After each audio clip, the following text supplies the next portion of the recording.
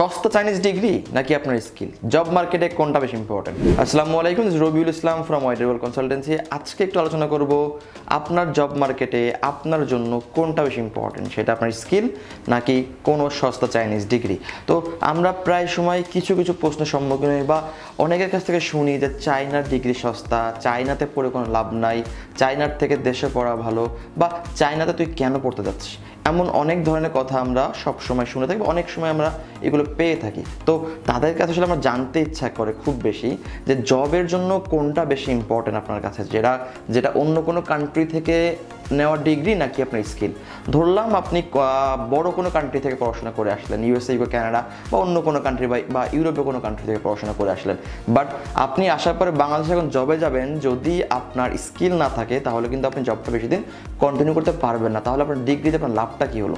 Basically বর্তমান যে সময় বা আগামীতে যে সময়টা আসবে সেখানে আপনার ডিগ্রির থেকে প্রাধান্য যেটা আসছে সেটা হলো আপনার স্কিল।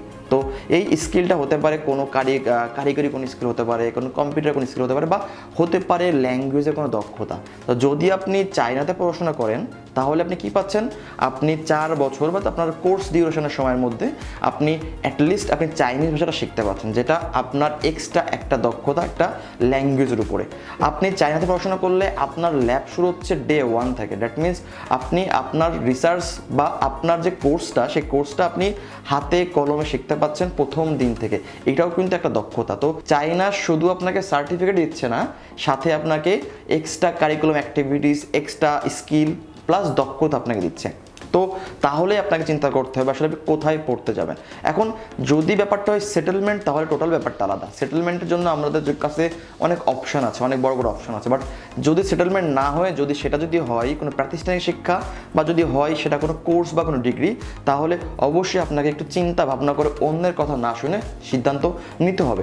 এখন আমি আসবো চায়না এডুকেশনটাকে নিয়ে। চায়না আসলে কি ডিগ্রি সস্তা, বা এতটাই কি নিম্নমানের ডিগ্রি যে চায়না থেকে পড়াশোনা করে কোনো মূল্য আপনি পাবেন না? আপনি যদি বাংলাদেশে আপনি যদি চাকরির কথা চিন্তা করেন, আপনি যে কোনো কান্ট্রি থেকে আপনি পড়ে আসেন না কেন, বা আপনি যত টাকা খরচ করে আপনি পড়েন না কেন, আপনি দেশে আপনি জব করলে আপনার কিন্তু স্যালারি মানদণ্ড নির্বাচন করা হবে দেশের পার্সপেক্টিভ বিবেচনা করে।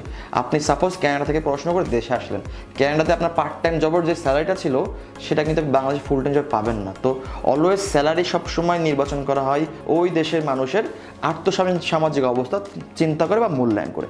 এখন চায়নার কথা যদি একটু বলি, চায়নাতে যেভাবে শেখানো হয়, বা যারা অলরেডি গিয়েছেন বা যারা যাবেন ভাবছেন তাদের জন্য খুব বেশি ইম্পর্টেন্ট একটু ব্যাপার, এটা চায়না কীভাবে শেখায়। আসলে মানুষের তো নেগেটিভিটি কেন, আসলে আমাদের সমস্যাটা কি যে আমরা খুব সস্তা জিনিসটা পাচ্ছি। চায়নাতে যে কোনো স্কলারশিপ প্রোভাইড করা হচ্ছে, তো আমাদের কাছে মনে হচ্ছে হয়তো এর মধ্যে কোনো প্রবলেম আছে, মানে আমাদের মধ্যে নেগেটিভিটি আস্তে আস্তে এমন পর্যায়ে চলে গিয়েছে যে ভালো কিছু হলেও আমরা ওটার মধ্যে আসলে নেগেটিভটা আসলে সবার আগে আমাদের চোখে আসে। এই দিন বেশি দিন থাকবে না, কেন চায়না আগামীতে এই হারে এতজন স্টুডেন্ট বাংলাদেশ থেকে নেবে না, প্লাস এতটা স্কলারশিপ 2025 সালে চায়না দিবে না। তখন হয়তো বা এই সকল মানুষের ধারণাটা একটু চেঞ্জ হবে, চায়না ডিগ্রি সস্তা নাকি চায়না ডিগ্রির ভ্যালু আছে। কেন বর্তমানে এই সকল কথাগুলো বলার আসলে কিছু কারণ অবশ্যই আছে। কেন ইতিপূর্বে যারা চায়নাতে গিয়েছে, যারা ভালো চাইনিজ বলতে পারে, তারা সবাই কোনো না কোনো ভালো জবে তারা সেটেল আছে। ইভেন আমি যদি এটা বলি, চায়নার এমন নাম করা কিছু ভার্সিটি আছে যেখান থেকে আপনি যদি পড়াশোনা শেষ করে বেরোন, তাহলে আপনার চাইনিজ না জানলেও বর্তমান প্রেক্ষাপট বিবেচনায় আপনি শুধু ইংলিশ দিয়ে ভালো জব ম্যানেজ করতে পারবেন। চায়নাতে যদি আপনি চোখ কান খোলা রাখেন, তাহলে এমন অনেক অ্যাপস আছে, অনেক সফটওয়্যারের মাধ্যমে আপনি আপনার সিভি ড্রপ করে জব সহজে নিতে পারবেন। প্লাস আপনি চাইলে আপনার ভার্সিটিতে আপনি অনেক রকম জব করার সুযোগ কিন্তু পাচ্ছেন। সেটা হতে পারে টিচার অ্যাসিস্ট্যান্ট, সেটা হতে পারে লেকচারার বা অন্য কোনো জব। তো চায়নাতে বা যদি জব করতে চান, তো চায়নাতে আসলে অনেক রকম ওয়ে আছে জব করার। তো আপনাকে অবশ্যই আপনার নির্দিষ্ট পছন্দের ব্যাপারে দক্ষতা থাকতে হবে। এখন আমি যদি আরেকটু ডিপে যাই যে চায়নার এডুকেশনটা নিয়ে, আসলেই তাদের এডুকেশনটা কেমন প্রোভাইড করে। চায়না একটা ভার্সিটি যে পরিমাণ খরচ করে তাদের রিসার্চের পিছনে, হয়তো বা অন্য অনেক কান্ট্রি আছে যাদের এডুকেশন খাতে এতটাও বাজেট বরাদ্দ হয় না একটা বছরে। প্লাস চাইনিজ যে ভার্সিটিগুলো আছে যদি আপনি একটু দেখেন, এত বড় বড় ক্যাম্পাস, এত ফ্যাসিলিটিস, সব কিছু আপনি পাচ্ছেন একটা ক্যাম্পাসের মধ্যে। যখন আমরা কোনো ফরেন নেশন চাইনিজে পড়তে যাই তখন আমাদের কিন্তু সাবজেক্ট ওরিয়েন্টেড ক্লাস কিন্তু শুরু হয় প্রথম দিন থেকে, সাথে করে কিন্তু আমাদের ল্যাপটপ কিন্তু শুরু হয় প্রথম দিন থেকে। দ্যাট মিনস আমরা স্টুডেন্টগুলো চাইনা যারা পড়াশোনা করি তবে শুধুমাত্র কিন্তু প্রাতিষ্ঠানিক শিক্ষা শিক্ষিত হচ্ছে না, সাথে করে আমরা কিন্তু হাতে কলমে কিন্তু শিক্ষিত, যেটা আগামীর জন্য খুব বেশি ইম্পর্টেন্ট। তো আমি আরেকটু কথা অ্যাড করতে চাচ্ছি এই চায়না ব্যাপারটা নিয়ে। তো কিছু কিছু কথা আমরা এইগুলো পাই, এইগুলো পাওয়ার কিছু কারণ আসলে বেসিক্যালি আছে চায়না নিয়ে, যে চায়নাতে ইতিপূর্বে এমনও কি স্টুডেন্ট গিয়েছে যাদের সাথে কোয়ালিটি খুবই লেস কোয়ালিটি, এমনও কি স্টুডেন্ট আছে যারা ভালো করে ইংরেজিও 2 কলম বা 2 কথা বলতে পারে না মুখ দিয়ে। তো তাদের কারণেই কিন্তু প্রবলেমটা কিন্তু ক্রিয়েট হয়। ওইসব স্টুডেন্ট ক্যাম্পাসে যাওয়ার পরে ভার্সিটিগুলো আসলে আমাদেরকে নক করে যে তোমার ইন্ট্রোডিউস করা এই স্টুডেন্ট এতটা বেশি ভালো না, ইংরেজি বলতে পারে না, এইটা ওইটা।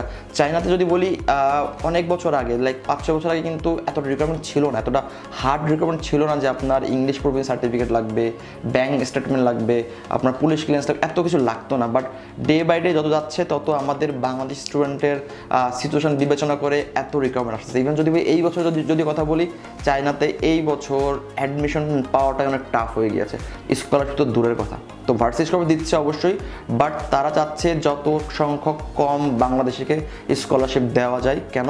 কারণ বাংলাদেশ স্টুডেন্ট যখন ক্যাম্পাসে আসে অনেকের মধ্যে কোয়ালিটি খারাপ, অনেক প্রবলেম, বাংলাদেশ স্টুডেন্ট ভালো করে ক্লাসেই আসে না, তারা সারাদিন ঘুমায় বা অলস প্রকৃতির, বা তারা অনেক রুলস মেনটেন করে না। তো তারা চাচ্ছে এবার যারা চায়নাতে আসবে বাংলাদেশ স্টুডেন্ট তাদের কোয়ালিটি যেন থাকে। ইভেন যদি আমি আমাদের কথা বলি, আমরা অলরেডি অনেকগুলো ফাইল প্রসেস করছি যাদের IELTS 6.5, 6, 7.5 অথবা 7 আছে। তো চিন্তা আপনাকে করতে হবে যে আপনার প্রোফাইলে আপনি কেমন স্কলারশিপ পেতে পারেন বা কেমন রাখতে পারবেন। তো সবসময় মতো লাস্ট একটা কথা বলবো, এইটা আসলে এমন না যে অন্য একজন জব পায়নি বিধায় আপনি জব পাবেন না। ব্যাপারটা জবটা টোটালি আপনার উপরে। দেখেন, আপনার ভবিষ্যৎ আপনার হাতে ডিপেন্ড করছে, তো আপনাকেই আপনার গল্প লিখতে হবে।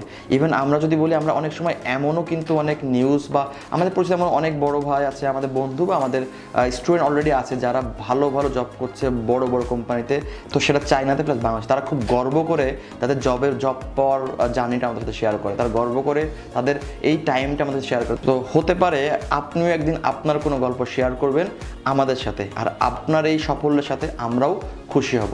চায়না উচ্চশিক্ষা বিষয়ে আপনারা কে কেমন ধরনের প্রশ্ন জানতে চান বা আপনাদের কেমন কনফিউশন আছে, আপনারা চাইলে আমাদের কমেন্ট বক্সে লিখতে পারেন। আমরা চেষ্টা করব আপনাদের কমেন্টগুলোর সুন্দর করে ভিডিও ডিটেলস দেওয়ার জন্য। আমরা ওয়াইডার ওয়ার্ল্ড কনসালটেন্সি 5 বছরের বেশি সময় ধরে চায়নার বিভিন্ন ইউনিভার্সিটি স্কলারশিপে কাজ করে আসছি। আশা করি উচ্চশিক্ষার জার্নি WWC এর সাথে শুভ হবে। ভালো থাকবেন। আসসালামু আলাইকুম।